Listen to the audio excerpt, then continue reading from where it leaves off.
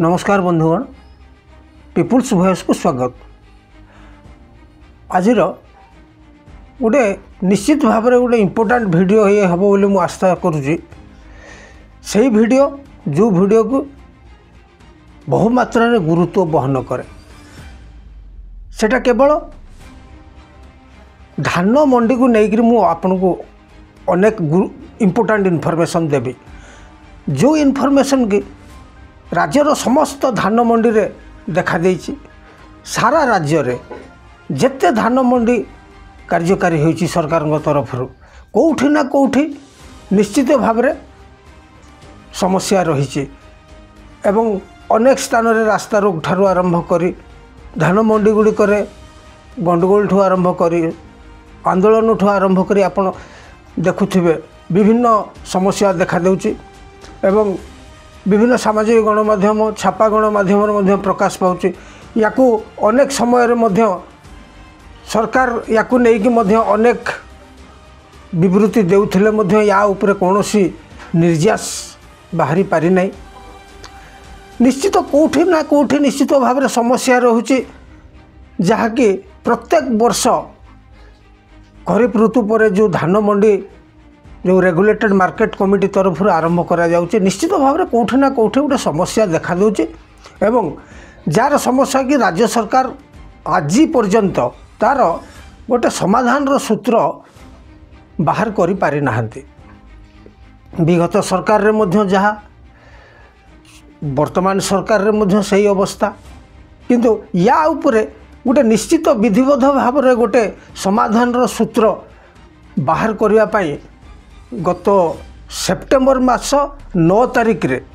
राज्य मानवाधिकार कमिशन को पक्षर गोटे गाइडलाइन जारी कराई। तबे सारा राज्य रे धान मंडी गुड़िकर जो समस्या देखा देइछि याकू नहीं गत सेप्टेम्बर 2 तारिख राज्य मानवाधिकार कमिशन पक्षर गोटे गाइडलाइन जारी करा जाइछि एवं से गाइडलाइन टाको तुरंत किभଳି कार्यकारी करा जाई परिबो से संपर्क रे राज्य सरकार को नोटिस जारी करा जाइछि। मुख्य शासन सचिव, खाद्य जोगाण और खाउटी कल्याण विभाग, आमर राजस्व विभाग, प्रत्येक विभाग को संवेदनशील विभाग गुड़ी को मध्य निर्देश दिया जाइछि किभଳି भाव रे से गाइडलाइन रा प्रॉपर इम्प्लीमेंटेशन हो पारिबो। तेणु ये गाइडलाइन बाबद में मु प्रत्येक चाषी मान को बुद्धिजीवी जनसाधारण को सचेतन करदेवा को चाहे। आगामी दिन रे जो रेगुलेटेड मार्केट कमिटी तरफ सब प्रत्येक जिले में विभिन्न सेवा समन्वय समिति अधीन रे जो मंडी खोल से मंडी रे किभଳି भाव में चाषी मान को सुविधार एवं समस्त प्रकार सहायता जोगाई देवे राज्य सरकार से संपर्क में ये गाइडलाइन टा सठिक भाव में चाषी मान को अवगत करदेवाई आज ये भिडटा को मुझे अति जरूरी मन करी आपण मान को किसी सम्यक सूचना दूची। तबे ये जो मंडी व्यवस्था रे आपण देखिबे यही घटनाटी घटी बौद्ध जिले में धरणी मेहर नामक जड़े चाषी बौद्ध जिले में आत्महत्या करथिबा भली एक संवेदनशील खबर प्रकाश पाइथिला। ए खबर प्रकाश पाइबा परे मु निजे ताकू राज्य मानवाधिकार कमिशन रे यार उच्चस्तरीय तदंत एवं उपयुक्त कार्यानुष्ठान दाबी रे मु एक मामला रुजु करथिली। जो मामलार कि शेष शुणाणी करा जाई ए सब निर्देशावली जातीय मानवाधिकार कमिशन कहतु बा राज्य मानवाधिकार कमिशन ए सब गाइडलाइन जारी करिसेंते। आपण देखिबे मृत्यु खबर को कौनसी मत जिला प्रशासन पक्षर बा राज्य सरकार पक्षर केबे हेले केबे स्वीकार करा जाए नहीं जे जड़े चाषी मंडी रे आत्महत्या कले बा तांकर मृत्युवरण है। विभिन्न गणमाध्यम रे खबर प्रकाश पाया परे साधारण रे तीव्र प्रतिक्रिया प्रकाश पाइबार साधारण कथा। तेबे जिला प्रशासन पक्षर यह संपूर्ण भाव में अस्वीकार करागला एवं विभिन्न उपाय यही केसटी को चपई देवाई उद्यम जारी रहा एवं सरकार से सफल हेले राज्य सरकार बा राज्य मानवाधिकार कमिशन घटना को गुरुत्व उपलब्धि करी किछि ये जो मु गाइडलाइन कथा कहूँ से गाइड चाषी मान सुविधा एवं चाषी मैंने किभଳି तांकर धान ठीक भाव में बिक्री करें मंडी व्यवस्था रे तांको किभଳି भाव में सुरक्षा जोगाई दि जापर उत्पादित द्रव्यर निरापत्ता व्यवस्था किभଳି ठीक रहिबो से संपर्क में ये सब गाइडलाइन टी जारी करा जायछि एवं ए गाइडलाइन टा को तुरंत इम्प्लीमेंट करिया पई राज्य मुख्य शासन सचिव राजस्व विभाग एवं खाद्य जोगाण खाउटी कल्याण विभाग को मध्य निर्देश दिया जायछि कथा उत्पादित द्रव्यर सठिक सुरक्षा किभଳି दिया जाई परिबो से संपर्क में समस्त जिलापाल मान को मध्य कमिशन निर्देश देइछन्ति। द्वितीय रिकमेंडेशन रहा The government in the department health and family welfare shall provide medical aid to the farmer in the mandi। द्वितीय रिकमेंडेशन रे कमिशन निर्देश देइछन्ति जे मंडी रे चाषी मानक स्वास्थ्य व्यवस्था को जांच करिया पई मध्य स्पष्ट निर्देश बड़ी जारी करा जायछि। तृतीय रिकमेंडेशन रहा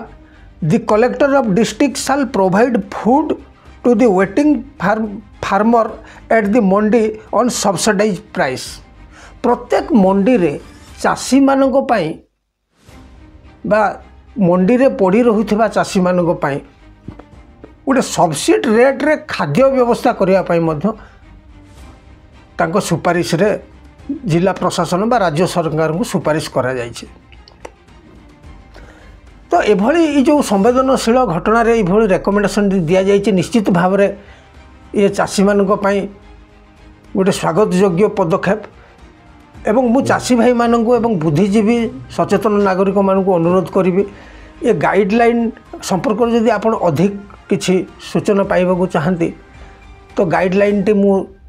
डिस्क्रिप्शन बॉक्स रे मध्य ताकू दे देछि आपण ताकू डाउनलोड करके सविशेष तथ्य पाई परिबे। तो पुणी आपण को मु कहि रखे ए गाइडलाइन टी आपण सठिक भाव में तर्जमा करी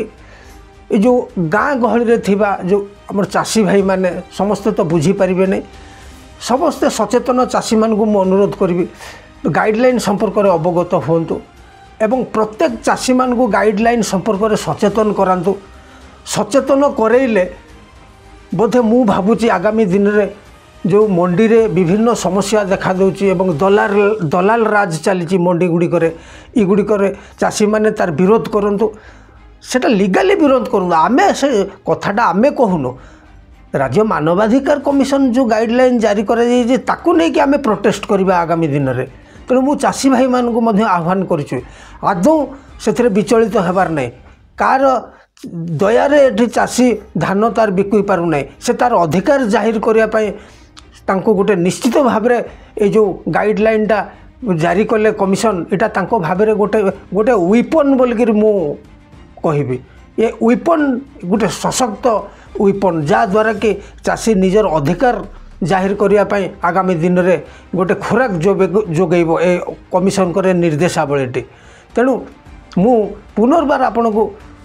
अनुरोध करुच्ची चाषी भाई मान को एवं